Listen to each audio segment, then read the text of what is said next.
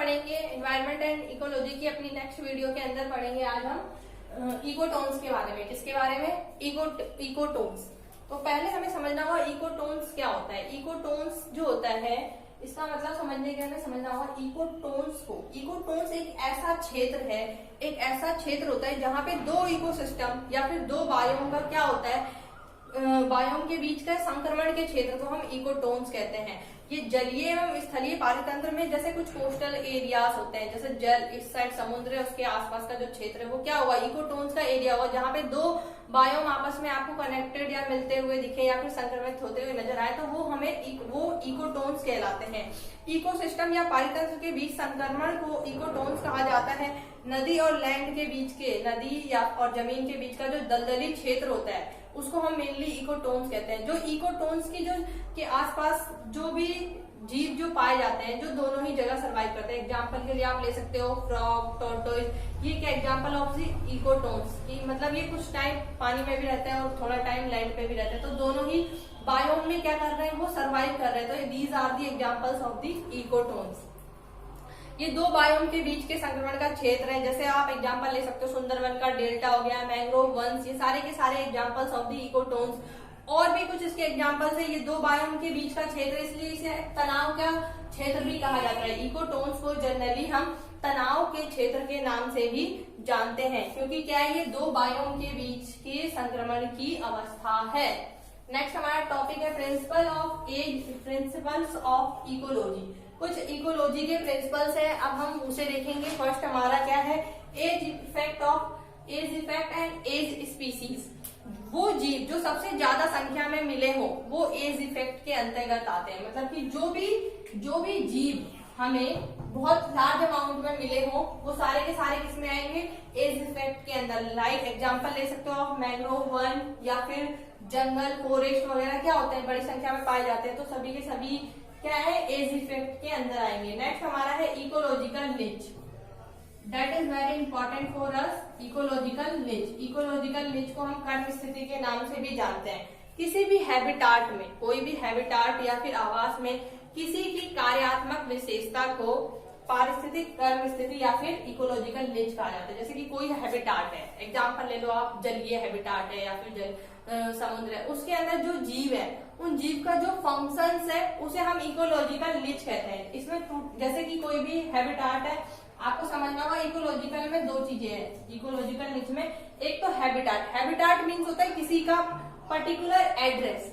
अगर आप किसी भी चीज का पर्टिकुलर एड्रेस बता रहे हो मीन्स कि वो हमारा हैबिटाट है। फॉर एग्जांपल आपका जो घर है वो आपका क्या हो गया, हैबिटाट। लेकिन जो आप वर्क करते हो, जो आपका फंक्शन है, दैट इज नॉन एज निच। जो आपका कार्य है वो क्या हो गया, आपका निच हो गया। तो हैबिटाट क्या हो सकता है, जीव, कई सारे जीवों का हैबिटाट सेम हो सकता है बट फंक्शंस कभी भी सेम नहीं हो सकते। एग्जांपल्स ले लो फिर कि समुद्र के अंदर, समुद्र क्या है, बहुत सारे जीवों का क्या है, हैबिटाट है, लेकिन उसके अंदर पाए जाने वाले जितने भी जीव है सभी का फंक्शन क्या होगा, डिफरेंट होगा। फंक्शन कभी भी सेम नहीं हो सकता, आपको ये समझना होगा। अब कुछ डिफरेंसेस है हैबिटाट एंड निच के अंदर। Habitat is like a address, habitat क्या एक एड्रेस है, एंड निच लाइक अ प्रोफेशन। निच क्या हो सकता है, उसका प्रोफेशन हो सकता है, उसका वर्क हो सकता है, वो क्या काम करता है। निच क्या है, किसी भी स्पीसीज की कह सकते हैं क्वालिटी है, विशेषता है, जो हर एक स्पीसीज की जो अपनी क्वालिटी है वो उसकी निच है। और सबकी क्वालिटी क्या होती है, डिफरेंट होती है, आपको पता है, सेम नहीं हो सकती। तो ये निच हमेशा क्या हो सकता है, डिफरेंट हो सकता है, बट हैबिटाट सेम हो सकता है। ठीक है। नेक्स्ट, निच इज यूनिक फॉर स्पीसीज। निच जो है हमारे लिए बहुत ही स्पीसीज के लिए क्या है, यूनिक है, विशिष्ट है। अभी आपको बताया विशिष्ट क्यों है, क्योंकि हर एक स्पीसीज का फंक्शंस क्या है, डिफरेंट है, इसीलिए हमारे लिए ये क्या है, वेरी यूनिक है। हैबिटाट एक हो सकता है बट निच डिफरेंट हमेशा रहेगा। नेक्स्ट हमारा टॉपिक है इकोलॉजिकल सक्सेशन।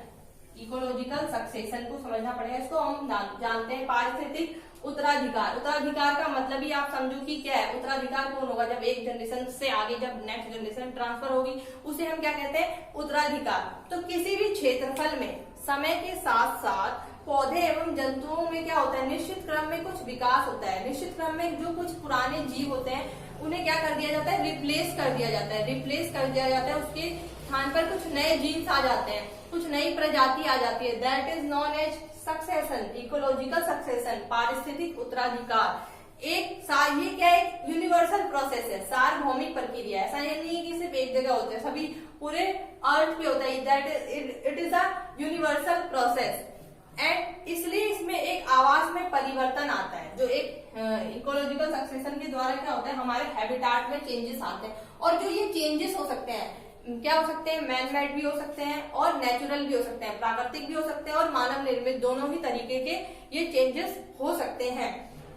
किसी भी स्थान पर सबसे पहले जो भी स्पीसीज आकर अपनी प्रजाति बना लेती है, कोई भी प्लेस है, अगर कोई भी स्पीसीज आके उसने अपने आप उस जगह को अपना आवास बना लिया, उसे हम पाइनर स्पीसीज के नाम से भी जानते हैं। अब हम पढ़ेंगे हमारा सक्सेशन। जो सक्सेशन है वो 2 टाइप्स के होते हैं। अभी आपको समझ में आ गया सक्सेशन क्या है। सक्सेशन मतलब कि समय के साथ साथ किसी भी प्रजाति को क्या कर देना, रिप्लेस कर देना, उसे हम सक्सेशन कहते हैं। अब सक्सेशन 2 टाइप्स के होते हैं हमारे, एक प्राइमरी सक्सेशन और एक सेकेंडरी सक्सेशन।